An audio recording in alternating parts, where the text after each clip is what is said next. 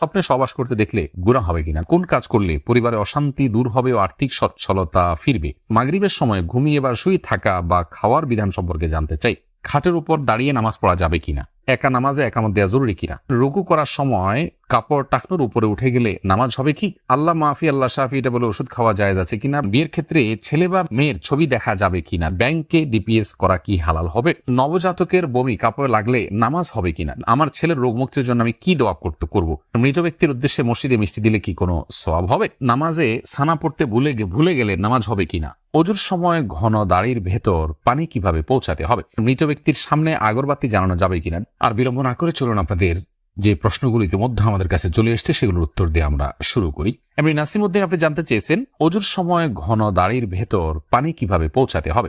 দেখুন, পানি এভাবে কোষ করে ধরে আপনি যেভাবে ভিজিয়ে রাখেন তাহলে সেক্ষেত্রে যত ঘন দাড়ি হোক না কেন গোড়ায় চলে যাবে। এরপরে রোজি আপনি জানতেছেন রুকু করার সময় কাপড় টাকনোর উপরে উঠে গেলে নামাজ হবে কি। দেখুন, রুকু করার সময় যদি টাকনোর উপরে কাপড় উঠে যায় তাহলে সেক্ষেত্রে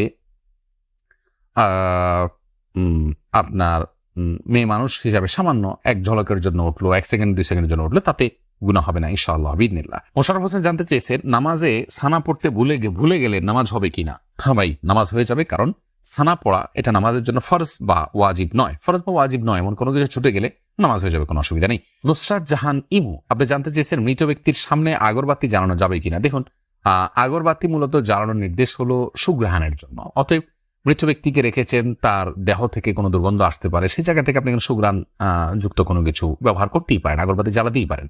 এছাড়া মসজিদে আগরবাতি জ্বালানোর কথা মুরাদুল্লাহ তাআলা বলেছেন। ইমানদারের বাসা বাড়িতে আগরবাতি অথবা ধূপের আপনার ধোঁয়া এটা প্রজ্বলন করা হবে সুগ্রাণের জন্য, এটি ভালো, এটি খারাপ কোনো কাজ নয়।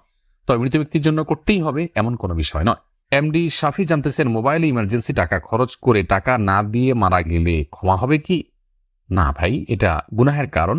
এজন্যই ইমার্জেন্সি ব্যালেন্স নিলে খুব দ্রুত সেটা পরিশোধ করার চেষ্টা করে ফেলা উচিত। আর সেই সাথে তার আত্মীয় স্বজন যারা আছেন তারা পরবর্তীতে তার দেনা পাওনা পরিশোধের ক্ষেত্রে তাদের খেয়াল করা উচিত। এটা হতেই পারে মানুষের দ্বারা, যদি এরকম হয় তাহলে সেক্ষেত্রে তাদেরকে ওসিয়ত করে যাওয়া উচিত যে আমার দেনা পাওনাগুলো হয়তো সাবধান থাকবে, তারা তাদের পক্ষ থেকে আদায় করলে ইনশাআল্লাহ তিনি দায়মুক্ত হয়ে যাবেন। এরপরে বোন সাদিয়া ইসলাম জানতেছেন লোকমুখে শুনেছি জীবদ্দশায় 1 কেজি সুরমা লাগালে সে জান্নাতি, এটা কি সঠিক না বোন? এরকম কোনো কথা নেই যে 1 কেজি পরিমাণ সুরমা লাগালে সে জান্নাতি হবে। তবে হ্যাঁ, মৌলিকভাবে সুরমা লাগানো রাসূল আকরাম সাল্লাল্লাহু আলাইহি ওয়াসাল্লামের সুন্নাহ এবং সে বিষয়ে নবী সাল্লাল্লাহু আলাইহি ওয়াসাল্লামের সুস্পষ্ট নির্দেশনা রয়েছে। আমরা সুরমা লাগাবো আমাদের সাধ্য অনুযায়ী, তবে 1 কেজি পরিমাণ লাগাতে হবে এমন কোনো কথা নেই, এটি মনে করার কথা। নাহিদ নোমান জানতে চেয়েছেন কোন কাজ করলে পরিবারে অশান্তি দূর হবে ও আর্থিক সচ্ছলতা ফিরবে। ভাই নাহিদ, এর জন্য আপনাকে আমি পরামর্শ দেব 2টি কাজ সবচেয়ে গুরুত্বের সাথে করার। এক হলো দুরূদ শরীফ, আর একটা হলো ইস্তেগফার। এই 2টি জিনিস আপনি বেশি বেশি করে পাঠ করবেন। রাসূল আকরাম সাল্লাল্লাহু আলাইহি ওয়াসাল্লাম হাদিস থেকে বোঝা যায় দুরূদ এটা বেশি বেশি করে পাঠ করলে মানুষের বিপদ আপদ দূর হয়, পেরেশানি থেকে আল্লাহ তাআলা মুক্তি নসিব করেন। ইস্তেগফারের ক্ষেত্রে আল্লাহ তাআলা বলেছেন সূরা নূহের মধ্যে ফাকুলতু আস্তাগফিরু রাব্বাকুম ইন্নাহু কানা গাফফারা ইউরসিলিস সামাআ আলাইকুম মিদরারা ওয়া ইউমদিদুকুম বিআমওয়ালিন ওয়া বানিন ওয়া ইয়াজআল লাকুম জান্নাতিন ওয়া ইয়াজআল লাকুম আনহারা। আয়াতগুলোর আলোকে অনেক মুফাসসিরিন ইকরাম, অনেক উলামা ইকরাম বলেছেন যে ইস্তেগফার বেশি বেশি করলে আল্লাহ তাআলা রিজিক বৃদ্ধি করেন এবং মানুষের রিজিক অনটন দূর করেন। অতএব এই 2টি আপনি নিয়মিত করবেন, সেই সাথে আপনি খুব সিরিয়াসনেসের সাথে হালাল উপার্জনের জন্য চেষ্টা করে যাবেন। আল্লাহ তাআলা আপনার সমস্যাকে দূর করে দিন। সজল শেখ আইডি থেকে আপনি জানতে চাচ্ছেন ব্যাংকে ডিপিএস করা কি হালাল হবে। শুধু ব্যাংকগুলোতে ডিপিএস করা হারাম হবে, যেহেতু সেখানে আপনাকে সুদ দেওয়া হবে, সুদ ভিত্তিক লেনদেনের চুক্তি আপনার সাথে হয়ে যাবে। সেজন্য ইসলামী ব্যাংকগুলো যদি হয় তাহলে সেক্ষেত্রে বেশ কিছুটা ছাড় রয়েছে এবং সেটি কিছুটা কোনো কোনো ক্ষেত্রে এটি সন্দেহের মধ্যে পড়বে, শুবহাতের মধ্যে পড়বে। বাকি মৌলিকভাবে অন্য কোনো উপায় যদি কারো না থাকে এটি নাজায়েজ বা হারাম সরাসরি হবে না, তবে অ্যাভয়েড করতে পারলে সেটাও ভালো, যেহেতু সংশয় বা সন্দেহ সেখানেও রয়েছে। শাহাদাত হোসেন সবুজ আপনি জানতে চেয়েছেন স্ত্রীকে গর্ভবতী অবস্থায় সহবাস করা যাবে কিনা। স্ত্রী গর্ভবতী থাকলে সে অবস্থায় সহবাস করাতে কোনো নিষেধাজ্ঞা নেই। এরপরে ইস্তাব্রো বাণী এই আইডি থেকে আপনি জানতে চেয়েছেন খাটের উপর দাঁড়িয়ে নামাজ পড়া যাবে কিনা। যাবে, কোনো অসুবিধা নেই।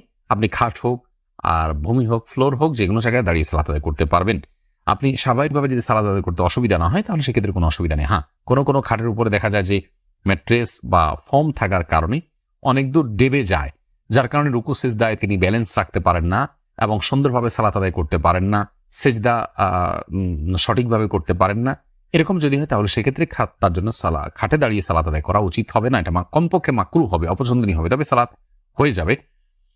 যেহেতু সালাত স্বাভাবিকভাবে করতে তার অসুবিধা হয়, শরীরে ব্যালেন্স ঠিক রাখতে পারে না, আরোগ্য চিন্তা যথাযথভাবে করতে অসুবিধা হয় এবং মনোযোগের ব্যাঘাত সৃষ্টি হয়, যার কারণে এরকম জায়গায় সালাত করা উচিত নয়। আর যদি এতটা নরম না হয় তাহলে সেক্ষেত্রে সাধারণ খাটে বা চকিতে সালাত আদায় করতে কোনো অসুবিধা নেই। সাইফুল ইসলাম জানতে চেয়েছেন, নামাজের প্রথম রাকাতে আউযুবিল্লাহ বিসমিল্লাহ সহ সূরা পাঠ করে প্রথম রাকাত শেষ করলাম, দ্বিতীয় রাকাত কি পুনরায় আউযুবিল্লাহ পাঠ করতে হবে না বিসমিল্লাহ পাঠ করলেই হবে? দেখুন, সূরা ফাতিহা যেহেতু আপনি নতুন করে শুরু করছেন, এই জন্য আপনি আউযুবিল্লাহ পাঠ করবেন এবং এরপরে বিসমিল্লাহ পাঠ করবেন, কারণ ফাইযা ক্রাআতাল কুরআন ফাস্তাইয বিল্লাহি মিনাশ শাইতানির রাজিম, আল্লাহ তাআলা বলেছেন কোরআন যখন পাঠ করবে তখন তুমি আল্লাহ তাআলার কাছে আশ্রয় চাইবে শয়তান থেকে। এই জন্য প্রথম রাকাতে আপনি সূরা ফাতিহা পাঠ করেছেন, এরপরে আপনি রুকু করেছেন, সিজদা করেছেন, তাসবিহ পাঠ করেছেন, অনেকগুলো কাজ করেছেন, আবার নতুন করে আপনি তেলাওয়াত শুরু করছেন, যার কারণে আপনি এখানে আউযুবিল্লাহ সূরা দুইটা পাঠ করবেন। আয়েশা আহমেদ, আপনি ইউটিউব চ্যানেলে প্রশ্ন করেছেন, বিয়ের ক্ষেত্রে ছেলে বা মেয়ের ছবি দেখা যাবে কিনা? দেখুন, ছেলে বা মেয়ের ছবি দেখা যাবে বিয়ের ক্ষেত্রে শর্ত সাপেক্ষে, আর সে শর্ত হলো ছেলে মেয়ের ছবি দেখবে, তার কোনো বাবা অভিভাবক বা অন্য কাউকে দেখাবে না এবং দেখার পরে এটি মুছে ফেলবে নিজের কাছ থেকে, এবং মেয়েও ছেলের ছবি দেখবেন এবং সেটি ফিতনায় পতিত হয়, ছবি দেখে বাজে চিন্তা হয়, বিবাহ ছাড়া আগ পর্যন্ত সেই সুযোগ যেন না থাকে, সেজন্য এটি রিমুভ করে ফেলবেন। এই শর্ত সাপেক্ষে এটি দেখা জায়েজ রয়েছে সম্পূর্ণ বিয়ের নিয়ত যখন পাকাপাকি হয়ে যাবে তখন। আর আজকাল যেমন হয়, আল্লাহ মাফ করুক, তথাকথিত অবৈধ প্রেমের ক্ষেত্রে অনেকে বলে যে আমার বিয়ের নিয়ত আছে সেজন্য আমি দেখছি, আপনি দেখেই যাবেন, এ অধিকার আপনাকে দেওয়া হয়নি। আপনি এক নজর দেখতে পারেন শুধুমাত্র জানার জন্য, বাস এটুকু, এরপরে আপনি সেটার কন্টিনিউ করতে পারবেন না। মহিমা মাহি, আপনি জানতে চেয়েছেন নবজাতকের বমি কাপড়ে লাগলে নামাজ হবে কিনা? দেখুন, বমি নাপাক, সেটা নবজাতক হোক অথবা প্রাপ্তবয়স্ক কেউ হোক, সবার বমি নাপাক, যার কারণে এটি লাগলে নাপাক হয়ে যাবে। এমনি মামুন হোসেন জানতে চেয়েছেন, মৃত ব্যক্তির উদ্দেশ্যে মসজিদে মিষ্টি দিলে কি কোনো সওয়াব হবে? দেখুন, মৃত ব্যক্তির পক্ষ থেকে আপনি গরিবদেরকে খাবার দিতে পারেন, কোনো অসুবিধা নেই। দিনক্ষণ ঠিক না করে এমনিতে গরিবদেরকে খাবার দিলেন। মসজিদে বিশেষভাবে খাবার দিতে এমন কোনো কথা নেই। গরিবদেরকে খাবারটা আপনি বাইরেও দিতে পারেন, তাদের বাসা পৌঁছে দিতে পারেন। মসজিদ থেকে, মসজিদের সাধারণ মুসল্লিরা আছে তাদেরকে আপনি দান করতে পারেন মৃত ব্যক্তিকে সওয়াবের উদ্দেশ্যে, সেটি হতে পারে। কিন্তু এটিকে আমাদের দেশে যেরকম সিস্টেম বানিয়ে নিয়েছে এমন মানুষ, যে কেউ মারা গেলে মসজিদে মিষ্টি পাঠানো, জিলাপি পাঠানো, মুসল্লিদেরকে খাওয়ানোর জন্য, এরকম কোনো নির্দেশ, আলাদা পার্টিকুলার নির্দেশ ইসলামে দেওয়া হয়নি। তবে হ্যাঁ, গরিবের পক্ষ, এই মৃত ব্যক্তির পক্ষ থেকে আমরা সাদাকা করতে পারি, তারই অংশ হিসাবে খাদ্যদান হতে পারে, সেটি গরিব অসহায় মানুষকে প্রাধান্য দিয়ে দেওয়া উচিত। মসজিদে না দিয়ে আপনি সেটি যদি বস্তিতে দেন, গরিব মানুষের বাসা বাড়িতে দেন, সেটি আরো বেশি সওয়াবের কারণ হবে ইনশাআল্লাহ। ফাতেমা বেগম জানাচ্ছেন, গরুর গোবর কি নাপাক? বোন, গরুর গোবরের পাক নাপাক হয়নি, দুটি মত রয়েছে সৌদি আরবের স্কলারদের। অনেকে মনে করেন যে সমস্ত পশুর খাদ্য, গোশত খাওয়া হালাল, সেগুলোর পেশাব পায়খানা নাপাক নয়। তবে এর চাইতে অধিক শক্তিশালী হলো এক্ষেত্রে ইমাম আবু হানিফা রাহমাতুল্লাহর মত যে এগুলো নাপাক, অতএব সেই হিসাবে গরুর গোবরকে আমরা নাপাক বলবো। আফনান লিজ, আপনি জানতে চেয়েছেন আমার ছেলের রোগ মুক্তির জন্য আমি কি দোয়া করব? আপনি মা হিসাবে তার জন্য আল্লাহর কাছে সাধারণভাবে দোয়া করবেন, দোয়া কবুলের জায়গাগুলোতে, সময়গুলোতে দোয়া করবেন, ইস্তেগফার, দুরুদ এবং দোয়া ইউনুস, লা ইলাহা ইল্লা আনতা সুবহানাকা ইন্নী কুনতু মিনাজ জালিমিন এবং ইয়া যাল জালালি ওয়াল ইকরাম, এগুলো পাঠ করে এবং আল্লাহর নাম ডেকে ডেকে, এটা ইসমে আজম আল্লাহ, হে আল্লাহ, এভাবে ডেকে ডেকে আল্লাহর কৃতজ্ঞতা স্বীকার করে আল্লাহর কাছে দোয়া করবেন। ইনশাআল্লাহ আপনি কায়মুন বাক্যে দোয়া করলে মায়ের দোয়া সন্তানের জন্য আল্লাহ তাআলা কবুল করবেন। যদি আপনার দোয়া আপনি কবুল হতে না দেখেন তাহলে বিচলিত হবেন না, সবর করবেন, আল্লাহ তাআলা সেখানে আপনার জন্য কোনো কল্যাণ অবশ্যই নিহিত রেখেছেন।